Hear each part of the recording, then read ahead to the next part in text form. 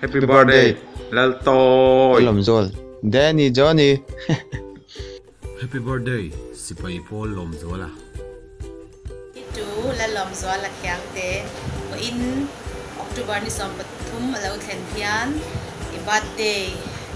katan du sakna katan che a pathian in veng in wal in je sela idam ni isei sela ithiam na le ifin na te pathian ro winan mang je lam che du sak ko sang ber ka la na che oh happy birthday lom zola happy birthday happy birthday to you happy birthday to you happy birthday dear Lom Zol happy birthday sir happy birthday to you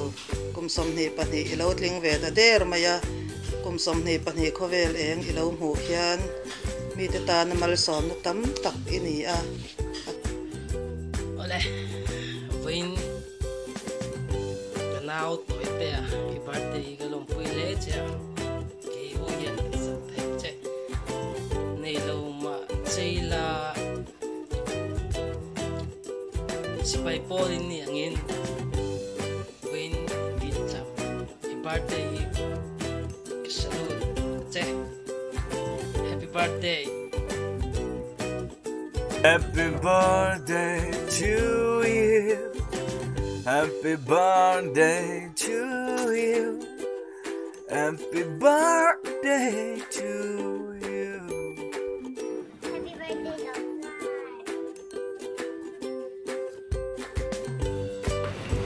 happy birthday lom zol I thamo